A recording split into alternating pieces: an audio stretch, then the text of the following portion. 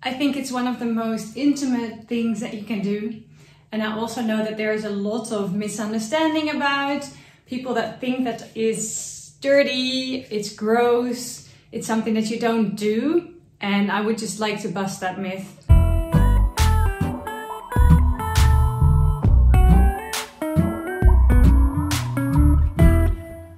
Rimming.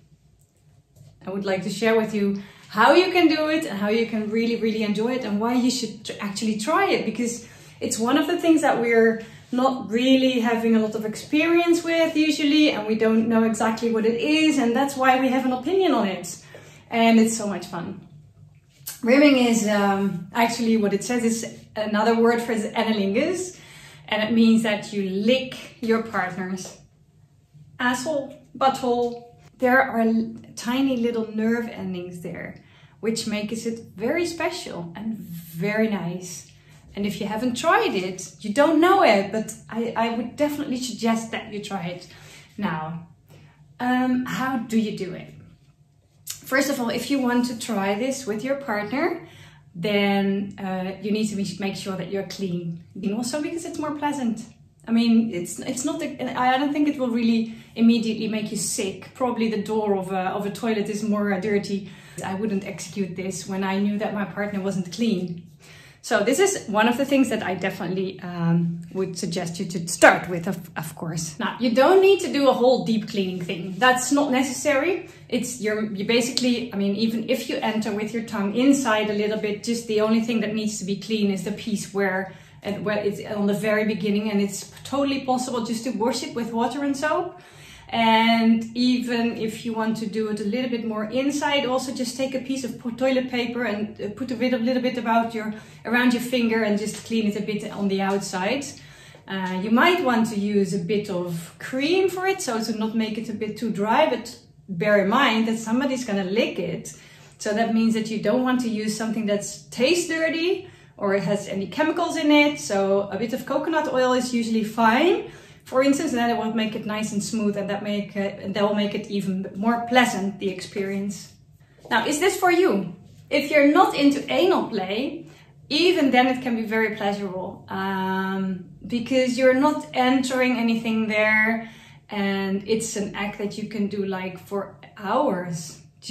It's really giving pleasure to the max. It's not giving you anything probably, unless you enjoy giving your partner pleasure, which in some people's cases is the case. I mean, I hope it's in your case also that you like to give your partner pleasure. And this is definitely something that you could try. And you don't have to be an anal play, both of you don't have to be that. In a way, it's not a lot different of giving oral service on the front side, so to say. It's just a different place, and it's just that we never thought about it often, and that's why it has a bit of like, ooh, it's a bit scary, or, you know, I mean, if you're concerned all the time about your health, then it's also not a lot of fun. So make sure that it's clean. It's a very submissive act. If you're in a power exchange dynamic, it's wonderful to have your submissive execute this, but I had a discussion with a master about this, with a few, and one of them said, I missed that actually, that I cannot give my submissive rimming anymore, because I also like to do that. It's not true.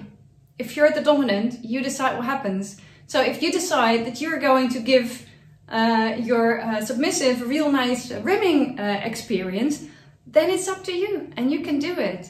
I understand why you say it's a submissive act. I mean, you could be like, your submissive can be on her knees and sit with her hands on her back and just look up to you and then serve you in whatever way, but it doesn't have to be like that. I really enjoy it because it's so intimate. And to me, intimacy is very important in my relationship, and it's also important for me, sexuality is very connected to intimacy. And because it's so, I mean, this is not something that you let everyone do. This is something that you can share with your partner. And so it's in a way, it's also an act that is bonding and will give you, I mean, it's if you have never done that, it might increase your sexual pleasure also. It's like exploring a little bit, and it's, in a way, to me, it's very connected to accepting your partner completely. There is no bit in your body that I'm scared of, that I find gross, that I'm not willing to touch. I mean, I prefer to touch it when it's clean and all, but it's part of you and I love it. So I can make love to it. And this is also why I think rimming is a very intimate act.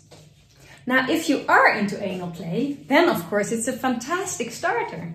Then it's something that you can do it to ease into it and to prepare yourself or your partner actually, and just make sure that everything there is relaxed and it's ready to be touched. Then it's also wonderful to act. So then it's definitely something that you can add to.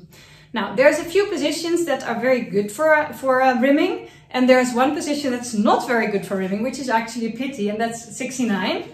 In a way, I don't find it a pity because I'm not a fan of the 69 position anyway. And the reason is the following. I want to be fully focused on my partner when I'm giving him service.